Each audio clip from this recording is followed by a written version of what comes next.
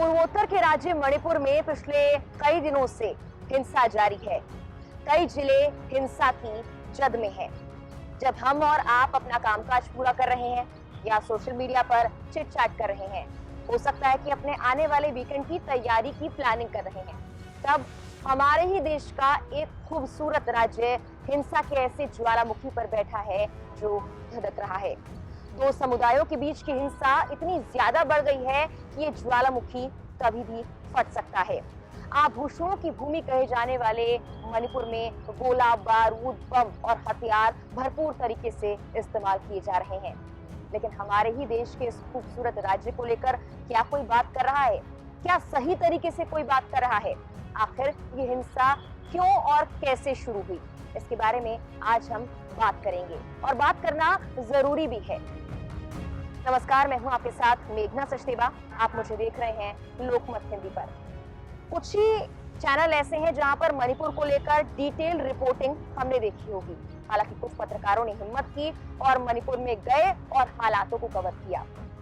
एक रिपोर्ट के जरिए एक पत्रकार को मैंने वहां पर कवरेज करते हुए देखा और उसमें पत्रकार ने बयां किया कि जब वो मणिपुर पहुंचा तो वहां पर उसे भी दो टूक कह दिया गया कि तुम यहाँ से चले जाओ वरना अच्छा नहीं होगा।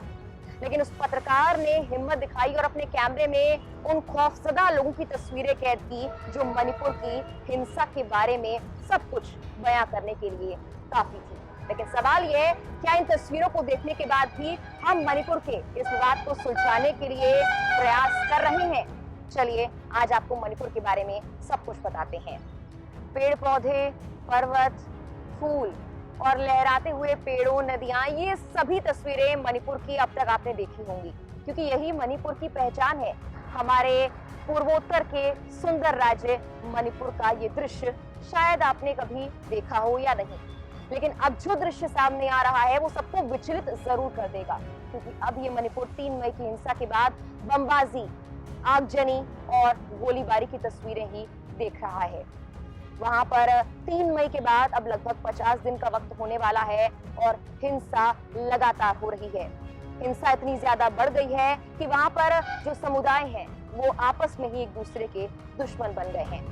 दरअसल मणिपुर सीमावर्ती राज्य है, यानी कि इसके जो बॉर्डर्स हैं वो बाकी देशों से लगते हैं और इसकी आबादी 28 लाख है। मणिपुर का शहरी इलाका है इम्फाल और यहीं पर घनी आबादी है। ये है मैतेई समुदाय की। दरअसल मणिपुर में 3 समुदाय रहते हैं, मैतेई, कुकी और नागा। राजधानी इम्फाल जो कि शहरी इलाका है, यहाँ मैतेई समुदाय बसा हुआ है। मैतेई समुदाय के लोगों को किसी तरह का कोई आरक्षण नहीं मिला हुआ और मैतेई लोग ज्यादातर हिंदू हैं, जबकि कुकी पहाड़ी क्षेत्रों में रहते हैं। ये वहाँ के आदिवासी समुदायों में से एक हैं। आदिवासियों को मिलने वाले सभी अधिकार भी कुकी समुदाय को ही मिलते हैं। वहीं तीसरा समुदाय है नागा। नागा की संख्या वहाँ पर ज्यादा नहीं है, पर वो भी जनजातीय में ही आते हैं। अभी जो पूरा मामला है वो आदिवासी यानी कि जो पहाड़ों पर रहते हैं और जो शहरी क्षेत्रों में रहते हैं, इन्हीं 2 समुदायों के बीच का है। खासकर जो पहाड़ों पर रहते हैं उनमें कुकी और नागा आते हैं और जो शहरों में रहते हैं वो आते हैं मैतेई समुदाय में। अब आपको कुछ और तथ्य बताते हैं। दरअसल जो मैतेई समुदाय है वो शहरी क्षेत्र में बसा हुआ है और शहरी क्षेत्र की जमीन लगभग मणिपुर के 15 से 20% में आती है। लेकिन जो पहाड़ी इलाका है जहाँ पर आदिवासी, कुकी और नागा बसे हुए हैं, वो इलाका लगभग 80% का इलाका है और ये पहाड़ी इलाका है। अब महत्वपूर्ण बात ये है कि मणिपुर की आबादी का 53% हिस्सा जो है वो है मैतेई का और 40% लगभग जो हिस्सा है वो है कुकी का। लेकिन जो मैतेई समुदाय है वो 15 से 20% वाली जमीन पर रहता है, यानी कि शहरी क्षेत्रों में। दूसरी ओर 40% की आबादी वाला कुकी समुदाय पहाड़ों में रहता है और पहाड़ों की जमीन का जो लगभग हिस्सा है वो 80% है। यानी कि जो घनी आबादी इम्फाल और शहरी इलाकों में बसी हुई है मैतेई समुदाय की, उनके पास जमीन कम है लेकिन उनकी जो संख्या है वो ज्यादा है। दूसरी ओर जो कुकी समुदाय पहाड़ों पर रहता है, उनकी संख्या कम है लेकिन जमीन के हिसाब से उनके पास ज्यादा इलाका है। और यहीं से शुरू होती है पहली दिक्कत। पहाड़ों का कानून शहर के लोगों को जंगल पर जाकर बसने और घर लेने की इजाजत नहीं देता, तो मैतेई समुदाय कुकी के इलाके में नहीं बस सकता। मैतेई को कभी आरक्षण नहीं मिल रहा था। मैतेई की ये मांग कई सालों से थी। बस इसी मांग को लेकर वो हाई कोर्ट पहुंचे। हाई कोर्ट ने अब जाकर इसे स्वीकार कर लिया और ये कहा कि सरकार मैतेई समुदाय को एसटी का दर्जा देने की दिशा में ये काम करे। हाई कोर्ट के इसी फैसले के बाद मैतेई समुदाय निशाने पर आ गया और राज्य में हिंसा भड़क उठी। कुकी समुदाय में इस फैसले के बाद से ही रोष बढ़ गया है। अनुसूचित जनजाति यानी एसटी का दर्जा देने की मैतेई समुदाय की मांग के विरोध में पहाड़ी जिलों में आदिवासी एकजुटता मार्च के आयोजन के बाद पहली बार 3 मई को झड़प हुई थी।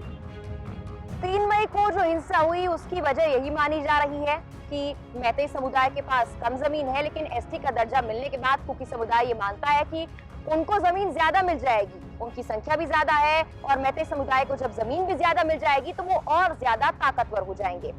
इसके बाद बात करते हैं कि आखिर सरकार में किसकी ज्यादा सहभागिता है। दरअसल देखिए, मणिपुर में 60 विधानसभा सीटें हैं, हाल फिलहाल में चुनाव भी हुए थे, तो 60 में से जो 40 विधायक हैं वो मैतेई समुदाय से आते हैं। मैतेई यानी वो समुदाय जिसकी संख्या ज्यादा है लेकिन घनी आबादी में वो मणिपुर में बसा हुआ है।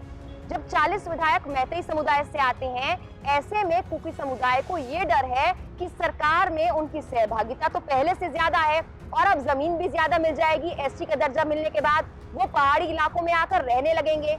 इसीलिए कुकी समुदाय को ये लगता है कि मैतेई समुदाय को एसटी का दर्जा नहीं मिलना चाहिए और इसी मांग के स्वीकार होने के बाद कुकी समुदाय का विरोध बढ़ गया जब कोर्ट ने ये कहा कि सरकार इस ओर काम करे कि मैतेई समुदाय को एसटी का दर्जा दिया जाए। बस यहीं से शुरू होती है दूसरी दिक्कत और दो समुदायों के बीच ऐसे ही मामलों को लेकर हिंसा बढ़ने लगी। मैतेई कहते हैं हम अपने अधिकारों के लिए लड़ रहे हैं। साल 1951 में हमारी आबादी 59% थी, जो अब घटकर 44% हो गई है। हमारे इलाकों पर कुकी का कब्जा है। वहीं कुकी लोगों ने कहा कि अफसरशाही से लेकर राजनीति तक में मैतेई कम्युनिटी का दबदबा है। अब वो एसटी का दर्जा मांग रहे हैं ताकि हमारी जमीन हत्या सके। हमारे साथ भेदभाव होता है, इसीलिए हम सेपरेट एडमिनिस्ट्रेशन चाहते हैं। अब सवाल ये उठता है, तो क्या सिर्फ मैतेई की मांग और कुकी का विरोध जो कि काफी सालों पुराना है, यही इस ताजा हिंसा की वजह है जो 50 दिन से भी ज्यादा का वक्त बीतने वाला है और अब भी जारी है? दरअसल कुछ और वजह भी इसके पीछे मानी जा रही है, जिसमें से एक वजह जो मीडिया रिपोर्ट्स में दिखाया जा रहा है वो ये कहा जा रहा है कि मणिपुर में विदेशी ताकतों का प्रभाव बढ़ता जा रहा है। वहीं से यहाँ के लोगों को हथियार मिल रहे हैं और इस हिंसा को बढ़ावा देने के पीछे यही विदेशी हिंसा है। खासकर जो शरणार्थी यहाँ पर आए उन्होंने इस हिंसा को बढ़ावा दिया और एक बार फिर से ये ताजा हिंसा हुई। और साथ ही साथ एक और वजह ये भी है कि अब जाकर हाई कोर्ट ने सरकार को इस दिशा में काम करने के लिए कहा है कि मैतेई समुदाय को एसटी का दर्जा दिया जाए। तो जाहिर सी बात है कि इस फैसले के सामने आने के बाद कुकी समुदाय का डर और ज्यादा बढ़ गया। उनकी जल, जंगल, जमीन की जो लड़ाई काफी सालों से चल रही थी, अब उसको लेकर उन्हें लगता है कि कहीं वो हार ना जाए। हिंसा और आगजनी की इन घटनाओं के बीच भाजपा नेताओं के घरों और ऑफिस को भी निशाना बनाया गया है। मणिपुर में केंद्रीय मंत्री आर.के. रंजन सिंह के आवास को कुछ दिन पहले गुस्साई भीड़ ने आग के हवाले कर दिया। इसके बाद भाजपा के कई ऑफिस में भी तोड़फोड़ की खबरें सामने आई। भाजपा प्रदेश अध्यक्ष शारदा देवी के आवास पर भी हमला किया गया और अगर आधिकारिक आंकड़ों के मुताबिक देखा जाए तो इस हिंसा में अब तक 100 से ज्यादा मणिपुर के लोगों की जान जा चुकी है। भाजपा नेताओं और उनके आवास पर हुए हमलों के बाद भाजपा के प्रति गुस्से को देखते हुए अमित शाह खुद कुछ दिनों पहले मणिपुर के दौरे पर गए थे। इस दौरे के दौरान उन्होंने लोगों से ये भी कहा कि अगर आपके पास हथियार हैं तो आप सरेंडर कर दीजिए, नहीं तो आने वाले वक्त में जो एक्शन होगा उसके लिए फिर कोई जिम्मेदार नहीं होगा। साथ ही केंद्रीय गृह मंत्री अमित शाह ने यह भी कहा था कि एक जांच कमेटी बैठाई जाएगी और लोगों को आश्वासन दिया था कि सब कुछ ठीक हो जाएगा। लेकिन इसके बावजूद भी आखिर क्यों भाजपा के खिलाफ वहां के लोगों में इतना गुस्सा है? इस सवाल का जवाब भी ढूंढने की कोशिश करते हैं। जैसे कि मैंने आपको बताया पहले ही कि मणिपुर में 60 विधानसभा सीटें हैं, 40 विधायक जो हैं वो मैतेई समुदाय से आते हैं। मैतेई समुदाय में ज्यादा गुस्सा है भाजपा के जो प्रतिनिधि हैं उनके खिलाफ। मैतेई समुदाय का लोगों का ये मानना है कि भाजपा के जो तमाम विधायक हैं वो भले ही ज्यादा मैतेई समुदाय से आते हैं, लेकिन उसके बावजूद प्रधानमंत्री नरेंद्र मोदी तक उन्होंने सही तरीके से मैतेई समुदाय की बात नहीं पहुंचाई और इसी के चलते उनके आवासों को लगातार आगजनी की चपेट में आना पड़ रहा है। और कई बार ऐसा देखा गया है कि पिछले काफी दिनों में मणिपुर में खासकर भाजपा नेताओं के घर पर हमला किया गया है। कुछ वक्त पहले हुए चुनाव में भाजपा ने यहाँ पर अच्छी खासी जीत भी हासिल की और माना जा रहा था कि यहाँ के लोगों में भाजपा अपनी पैठ बिठाने में कामयाब रही। लोगों को समझाने में और घाटी के जो तमाम विवाद हैं उनको सुलझाने में भाजपा ने महत्वपूर्ण भूमिका अदा की। इसीलिए यहाँ के लोगों ने भाजपा पर विश्वास जाहिर किया। लेकिन अब भाजपा के सामने तमाम चुनौतियां हैं। कुछ वक्त पहले भाजपा ने इस पूरे विवाद को सुलझाने के लिए असम के सीएम को भी जिम्मेदारी सौंपी थी, लेकिन इसके खिलाफ भी मैतेई समुदाय में रोष की खबरें सामने आई थी।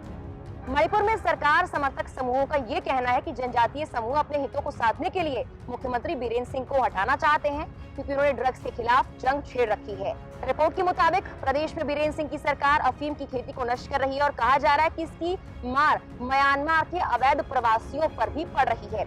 जिन्हें म्यांमार से जुड़ा अवैध प्रवासी बताया जा रहा है, वो मणिपुर के कुकी जोमी जनजाति से ताल्लुक रखते हैं। कहा जा रहा है कि सरकार इन्हें सरकारी जमीन पर अफीम की खेती करने से रोक रही है। तो सरकार समर्थक समूहों ने साफ तौर पर इस पूरी हिंसा के लिए कुकी समुदाय को जिम्मेदार ठहरा दिया है। साफ शब्दों में कहे तो उनका कहना है कि म्यांमार से आए जो प्रवासी हैं, उन्होंने इस हिंसा को बढ़ावा दिया है, क्योंकि ड्रग्स के कारोबार को फलने फूलने राज्य में नहीं दिया जा रहा है। और जो कुकी समुदाय है, उसी के बीच पे म्यांमार के प्रवासी लोग जो है वो रहते हैं और माना जा रहा है कि यही लोग अफीम की खेती कर रहे थे। इसके खिलाफ मुख्यमंत्री ने अभियान चलाया और इसके बाद मुख्यमंत्री के खिलाफ और भाजपा सरकार के खिलाफ कुकी समुदाय का जो रोष है वो भी बढ़ गया, जिसके चलते ये हिंसा हुई है। सीएम बीरेंद्र सिंह ने ये भी कहा है एक अखबार से बात करते हुए कि मणिपुर में बाहर से लोग आए हैं, ये म्यांमार के हैं, हम उन्हें भगाने का काम कर रहे हैं। घुसपैठियों को इंडियन सिटीजनशिप नहीं लेने देनी है। इसके लिए पहले भी कदम उठाए थे और अब भी उठा रहा हूँ। मणिपुर प्रशासन की तरफ से ये कहा जा रहा है कि विदेशी ताकतें और प्रवासियों की साजिश के चलते ही परिणाम के तौर पर यह हिंसा हुई। लेकिन हालात ये बताते हैं कि मैतेई और कुकी समुदाय के बीच अब जो दीवार है वो और बढ़ती जा रही है।